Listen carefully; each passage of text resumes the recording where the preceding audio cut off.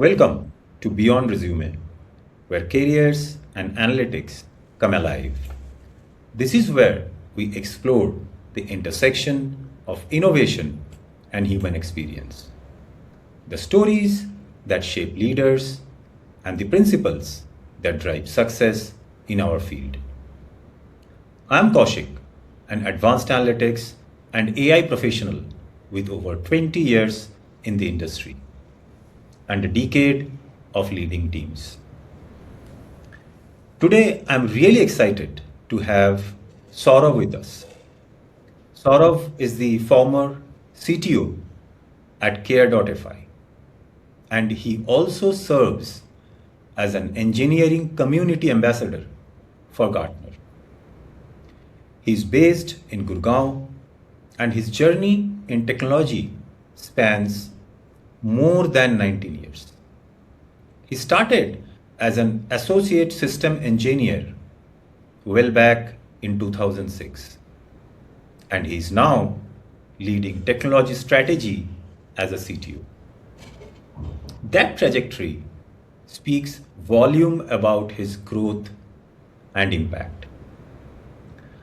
But what makes Sourav particularly impressive is the recognition that he has received.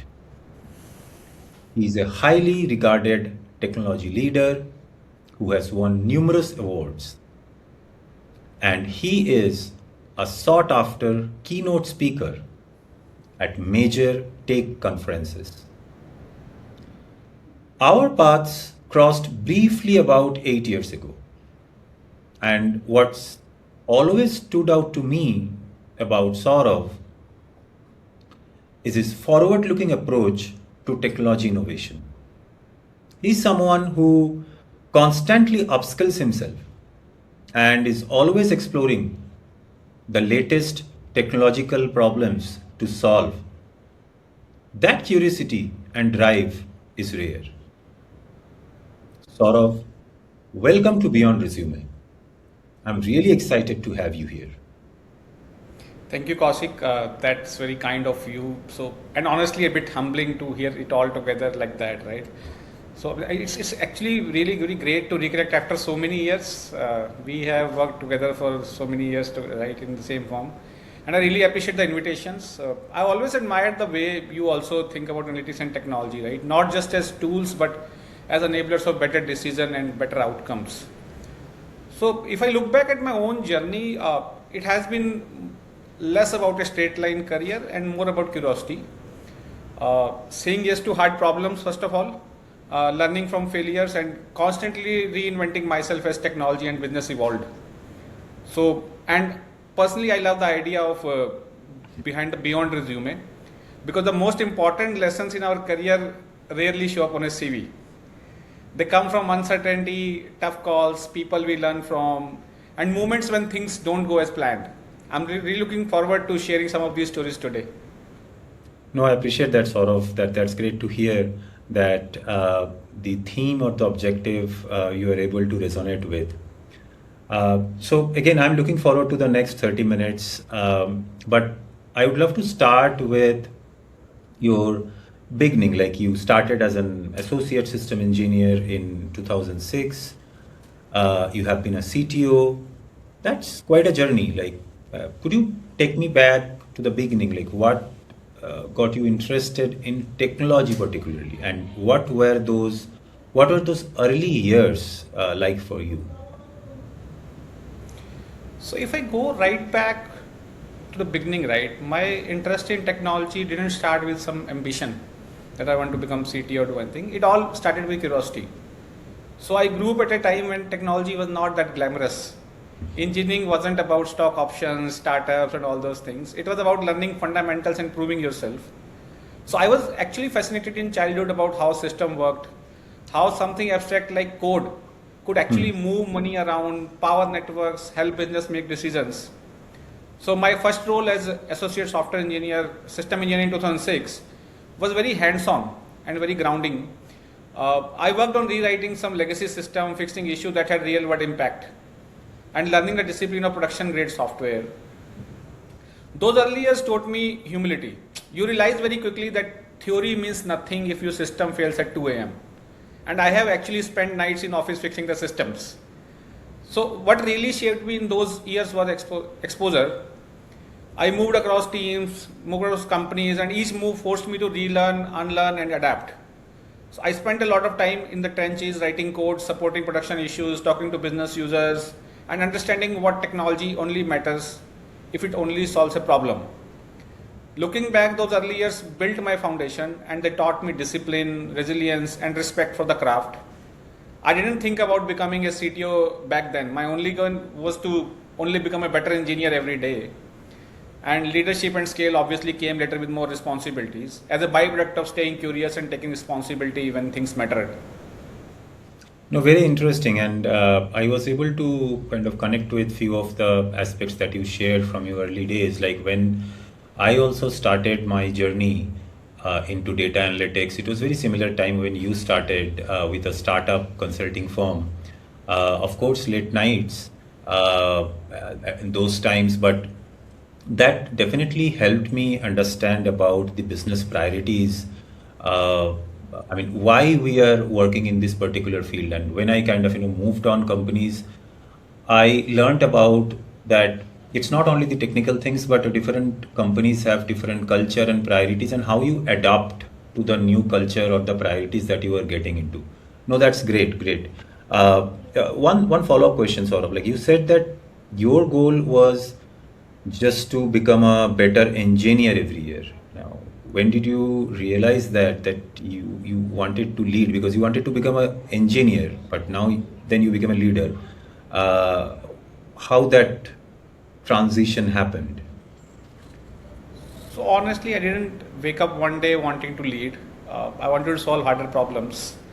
What started happening over time was that problems stopped being pure technical. Mhm. So a production issue was not about fixing code, but it's about calming the stakeholders.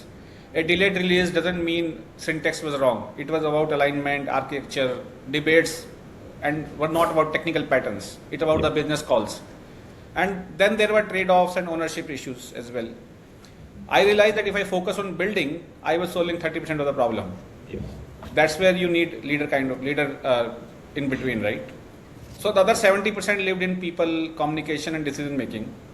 The turning point for me was not a promotion or any event as such. It was when teammates started coming to me not just for technical help, but also for clarity. When I saw that helping others think better had more impact than writing one more module myself, something shifted in my mind. So that's when I understood leadership is not about stepping away from building. It's about building through others. And once I experienced the scale of impact that brings, I didn't want to go back. So if I can enable 10 people to become 10x developer, that's still 10x more than if I could become 10x developer. So I didn't move into leadership to stop building, but I moved to leadership to build a different scale. No, and I think this particular segment or your answer, I believe that will help some of the folks who are either in technology or in analytics, maybe with 3 to 4 years experience, that they are focusing only on technical things. As you mentioned, that becoming a leader doesn't mean that you will have to step away from building or from your technical capabilities. But what people need to realize, and if they realize it, sooner, it's better for them, is that just technical abilities or focus, as you correctly pointed out, probably help you solve 30% of the problem. So, and typically it's been considered as a transactional skill or a hard skill. But what becomes equally important, if not more important, as you briefly touched upon a few areas like clarifying ambiguities or dealing with stakeholders, solving a problem beyond technical breakdowns. These are a few of the things which are equally, again, as I mentioned, if not more important. So I will ask the audience who are at that segment or age of their career should start thinking about how they build on those non-technical elements, which will right now might be optional, but in 5 years those will be the decision maker for their growth. Great. Again, very helpful pointers for folks who are early in their journey. Now, sort of nearly 2 decades in technology, and we all have seen how things have evolved. You have seen and led through so much of change. I'm curious about a moment that really stands out for you. Maybe a time when you faced a significant challenge, or maybe a breakthrough that shifted how you think about technology leadership or engineering. So there are many movements over the years, but one that truly changed how I think about leadership happened when I first moved from being a strong individual contributor to leading large business critical systems. So at that point in my career, I believed that good leadership means having the answers, knowing the architecture, reviewing every design, stepping in whenever something went wrong, and for a while that worked until it didn't. So we were scaling a core financial system under intense business pressure. The technology was solid, the team was talented, but things started slowing down. So decision bottlenecked with me, people waited for approvals, and the system felt fragile. Yep. Not because of tech, but because of the how leadership was structured. That was my breakthrough moment. I realized leadership isn't about being the smartest person in the room. It's about creating enough clarity and trust so others can make great decisions without you. So I had to unlearn control and learn enablement. That's where I learned the delegation as well. So from that point on, my focus shifted from how do I build this to how do I build teams and systems that scale without me. Yep. That change in mindset influenced everything: how I hire, how I design architecture, how I think about resilience, and even how I measure success. So technology will always change, right? So cloud, platforms, AI, DevOps, everything will keep on coming every year. But leadership is about designing for humans, and that lesson has stayed for me ever since. No, that's a very interesting component. Again, just quick follow up. That shift from having answers to creating clarity, that at the initial stage that must have been uncomfortable for you. Like, what actually changed about how you showed up? Honestly, it was uncomfortable and more than I expected. Yes. So earlier I would just show up to meetings prepared to solve, right? I would sketch architectures, point out flaws quickly, give answer fast, and that gave me a sense of control and competence. What changed was that I stopped trying to be fastest thinker in the room. Instead, I started asking more questions than giving answers. So practically three things mainly shifted for me. First, I slowed down on my reactions. Earlier, if I saw something wrong, I would correct it immediately. Later, I would ask, how are you thinking about this? That small pause changed the dynamics. So people started owning their reasoning instead of waiting for mine. And that's how you empower other people. Second, I delegated decisions earlier, not later. So not because I didn't care, but because I realized growth happens when people feel the weight of the decisions, right? Third, I became more transparent about trade-offs. Instead of saying that this is the right architecture, I would say here are the risks, here is what we gain, what do you think? You always do some compromises in everything, right? So you do in the business, so same with the technology as well. So biggest internal shift was this: I stopped measuring my value by how much I was right. I started measuring how often our team was right without me. That's when I knew I was actually leading. This is gold. I think what I have kind of learned, again, talking to some of other technology and analytics leaders like you, or had a few first-hand experience. I think some of the phrases or the pointers that you kind of mentioned, that gives a theme that at the end of the day we are working for an enterprise, and here we are working with people, both parallel, upward, downward. And I know that sometimes being technically sound is a curse, because we believe that we can solve the problem, we can take the ownership on our shoulder, and that's appreciated in the early days of career. But that needs to be balanced as you move up, because otherwise, as you correctly pointed out, you won't then include everyone in your journey. Second, you won't empower some of the members who are part of their team, and they will also never grow. So that's why I said that this is really gold. What you shared is extremely valuable for everyone who is at their mid new to mid level of leadership journey. Now, sort of slightly switching gears towards technical aspects. You kind of had a significant technology ownership role at care.fi, and you are also working with Gartner as an engineering community ambassador. Uh, you are in the thick of DevOps, CI/CD, agile methodologies, and these are, trust me, not very. I'm not very familiar with these elements. So that's why I wanted to understand that what's something that you are thinking about these days, like a challenge or a trend in modern engineering practices that you think people need to pay attention to. So one thing I've been thinking a lot about lately is what I called false maturity in modern engineering practices. Okay. So on the surface, right, many teams look mature. They have CI/CD pipelines, they have Kubernetes, they have cloud native stacks, they have agile ceremonies, dashboards, everything everywhere, right? But underneath, delivery is still very slow. Quality issue persists, and teams feels burnt out. So the challenge isn't tooling anymore. There are millions of tools available to do everything. The real gap is decision velocity and ownership. So we have automated deployments, but we haven't automated or simplified how decision flow through organization. So your systems should reflect your company, right? So in DevOps and Agile, we talk a lot about speed, but speed without clarity creates chaos. Yeah. So what I see working best are the teams that obsess less over frameworks and more over fundamentals. So clear ownership, small and reversible changes, strong engineering judgment, and tight feedback loops with business. You can keep building n number of things, but adoption is the key. Another big shift is how AI is entering engineering workflows, right? We all hear it every day. AI can dramatically improve developer productivity, but only if the foundations are strong. Yeah. And I'm saying it strongly that only if the foundations are strong. If your architecture, data, or culture is weak, AI just helps move faster in the wrong direction. So the real question leaders should ask today is, should not be which tools should we adopt, but are our teams empowered to make good decisions safely and quickly? That's where modern engineering either succeeds or fails.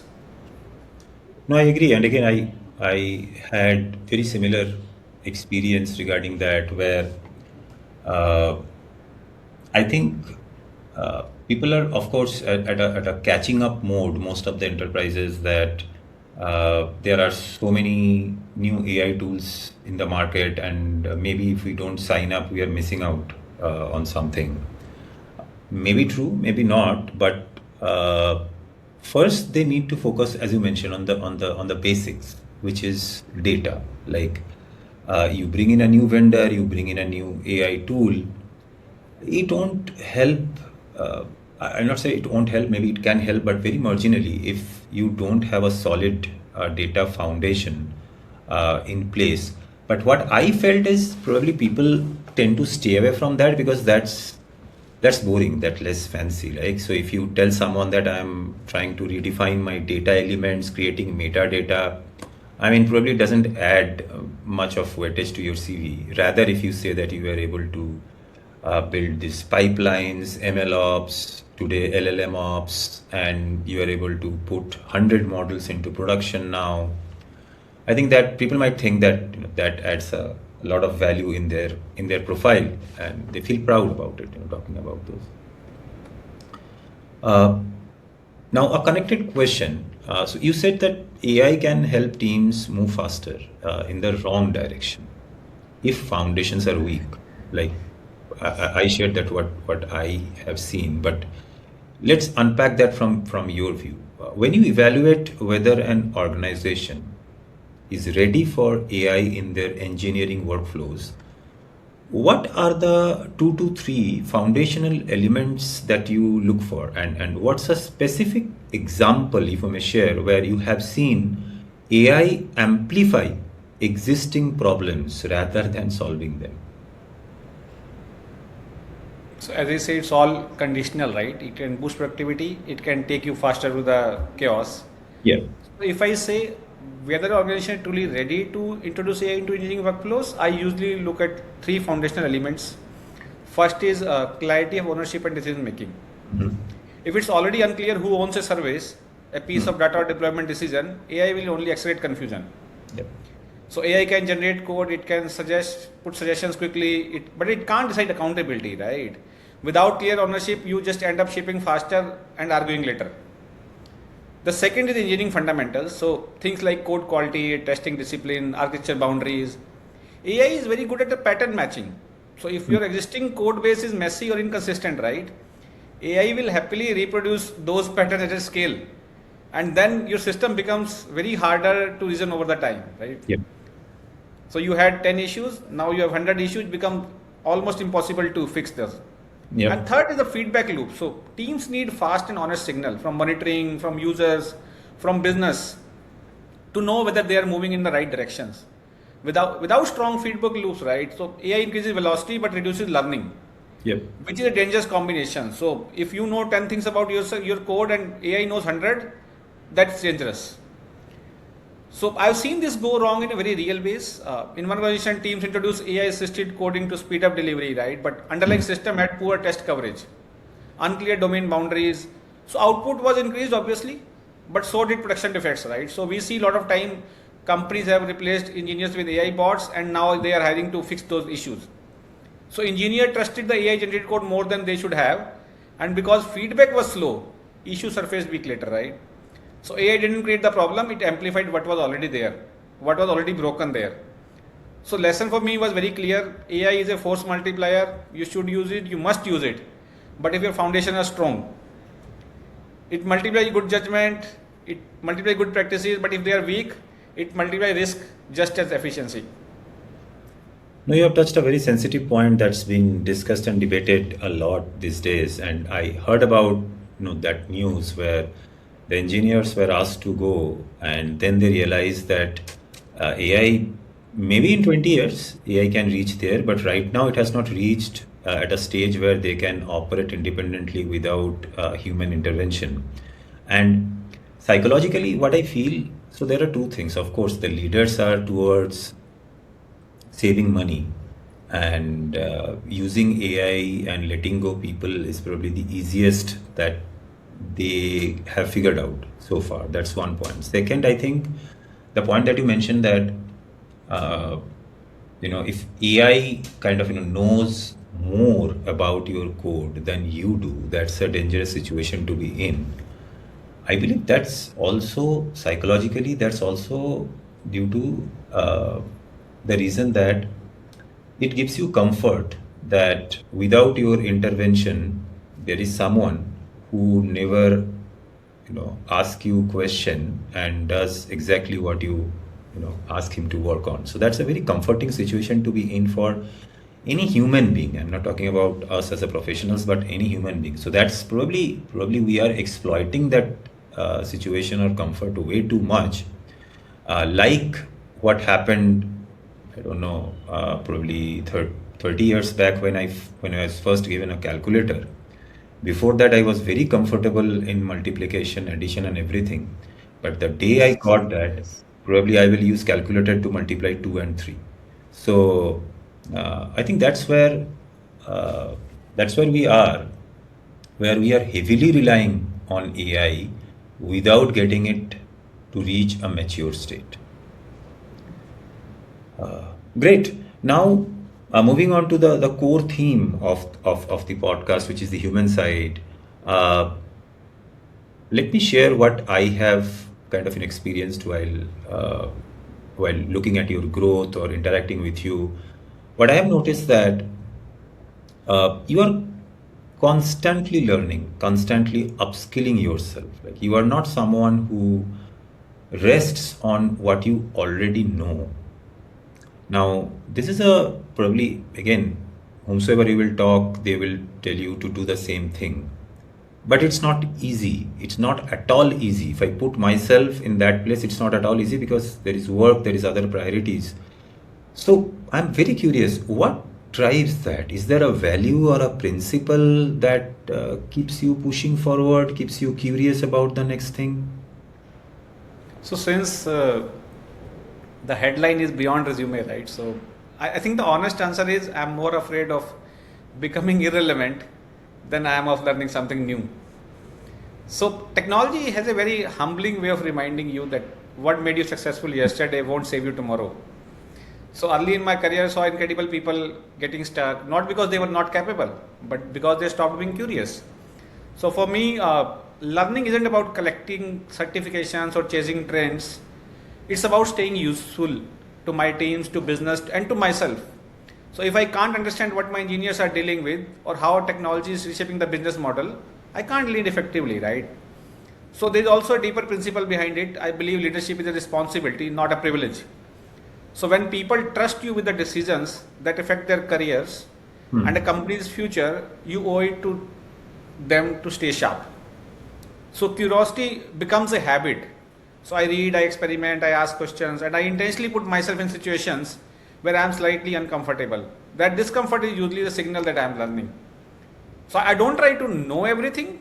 I just try to know enough to ask better question each year than I did the year before. That's the key mantra. No, great. And I will kind of, go back to your comment or point on that. You mentioned that you have seen smart people, incredible people get stuck, right? Was there someone specific whose trajectory influenced uh, that how you now think about learning? So there were a couple of people early in my career who really shaped how I think about learning, right? So on the both side of spectrum, right? Hmm. So, and not because they failed or something, but because they plateaued. So I remember working with a technical brilliant engineers, deep knowledge, incredibly sharp, and someone everybody relied on. But over the time, as technology shifted, they became very attached to that specific domain, Hmm. specific stack and way of working, right? So instead of evolving with the ecosystem, they started defending the past, and it wasn't dramatic. That wasn't a sudden fall; it was gradual. Fewer opportunity, less influence, quieter presence in decision-making forms. That stayed with me. So what I realize is that stagnation in tech doesn't happen because people are not smart. If you have reached some stage, you know technology, you are smart enough. But it happens because people get comfortable being expert in shrinking domains. We were talking earlier, right? A lot of things have changed in last 10 years, 20 years, 30 years. It's a fastest evolving area. Now, that experience taught me something very important. Expertise is valuable, but adaptability is the survival. So when I talk about staying curious or staying useful, it's not just fear driven, it's respect driven as well. Respect of how fast the industry moves and humility about how temporary our advantages can be. So watching that trajectory quietly influenced me more than any success story. No, great insight. And before we move on to the lightning round, I will also like to share with you that without taking names, I have also been exposed to couple of couple of individuals. One who kind of wanted to remain as an expert in a shrinking kind of domain, and it didn't go well for him. It served him really well for good 10-15 years, but then his views became irrelevant. It became that his views are focused towards his own benefit and not enterprise's benefit. And otherwise, that individual, super smart, super skilled, technically, leadership wise, everything. But that's a particular pocket where he got stuck. On the other hand, I have a friend who goes by your name only, and I can't stop myself from sharing this example that it was back in 2014 when we were kind of looking to solve a modeling problem. Which is a bread and butter for a data scientist. And we kind of tried almost every traditional techniques that can be used. And that's my background. I comes from a stats background. I have built models throughout my life. So I tried all my learnings, but I was not able to improve the model beyond a certain level. That guy was, you know, took that problem and then researched about what's new in the industry beyond those traditional techniques. And that those time those were this random forest, the XGBoost was not even there, neural network was not even there. I think random forest was there, but what he mentioned that I have found out something which we can try. it's not traditional. People might question, but I have tried that at my own end with sample data. Can you give it a try? And when we tried that, the results kind of changed dramatically. That, I would say, incident helped me, or it was an eye opener. I used to think that, again, that has been my career. Like at that point of time, I was a 10 to 15 years experienced, generally being considered as a very strong data science modeler, was proud about my skills. But that was an eye opener. That guy who was not as a renowned, kind of modeler, he was able to beat all my efforts through a new technique. So that helped me understand that to remain relevant, again, probably thriving, growing comes later, even to survive, even to remain relevant, I need to constantly upskill myself. As you mentioned, not only because of certifications, but read articles, watch YouTube videos, or let's say sign up for even free courses, but be relevant to what currently happening so that you just don't just remain in that siloed, proud, shrinking area, thinking that what you learned 10 years back will serve you well for next 10 years. Excellent. So sort of now let's do a quick round. I will be asking a few questions. I want you to answer whatever comes to your mind. Ready? Okay. Let's go. First one. What's a skill that's not on your resume, but has been really important to your success as a technology leader? I would say listening. And I don't mean listening to respond, but listening to understand what's not being said, right? So, as a tech leader, most real problems don't come packaged as technical issues. Hmm. They show up as hesitations in voice, repeated delays, passive agreements in meetings, or engineers saying yes but not fully believing in the decision or idea, right? So, over time, I've learned if you truly listen to engineers, product managers, business leaders, you can often prevent problems long before they become incidents or escalations. Hmm. So that skill actually never appears on the resume, right? So, but it's probably had more impact on my outcome than any framework or tool I've used. Excellent. Next, is there a book, movie, or song that inspires you? So when I started my leadership journey, a book that really influenced me was High Output Management by Andy Grove. He's the founder of Intel company. It changed how I think about leadership, especially the idea that a leader's output is really the output of their team and system, not the individual effort. That's the transition we talked about earlier, right? So it's a practical, sometimes uncomfortable, but incredibly relevant if you're building teams and scaling organizations. Okay. Third, what's one thing that you wish more people understood about modern engineering practices or tech leadership? So I would say the modern engineering is far more than about people and far more about people and decisions than tools and code. Hmm. So most technology failures don't happen because the tech was bad. They happen because ownership was unclear, incentives were misaligned, or leader tried to scale speed without scaling judgment. So if you get clarity, trust, and accountability right, the technology usually follows. Absolutely. And last one, maybe if you can elaborate more on this, that you are again someone who is constantly upscaling, always staying current with the latest technologies. How exactly you do that? Like, what's your approach to continuous learning in a field that changes so fast? So first of all, I'm very intentional about learning. So it's a conscious effort, right? So I'm curious and want to know most things, but there's a different. I don't try to learn everything. There are millions of things in the world, right? So my approach, I would say, has three parts. The first is I learn in layers. So I aim to understand the fundamentals well enough to ask the right questions. Hmm. And then I go deep only where it truly matters. That prevents burnout and keeps me active as a leader. Second is I learn through people. So as you mentioned, right, I go to a lot of conferences, big speaker, listener, a lot of events. So I spend a lot of time with engineers, peers and communities, listening, debating and sometimes being proven wrong as well. Hmm. So that feedback loop is incredibly powerful. Third is I anchor learning to real problems. So if something doesn't connect to business, engineering challenge, or in my domain I'm facing, I usually ignore it. That keeps me learning, focused, and relevant. So, in a fast changing field like right now in technology, right, continuous learning is not about speed, it's about direction. So, as long as you are learning the right things at the right depth, you will stay relevant. Excellent, excellent. Saurabh, this has really been a valuable conversation. But before we wrap up, I want to ask you one final question.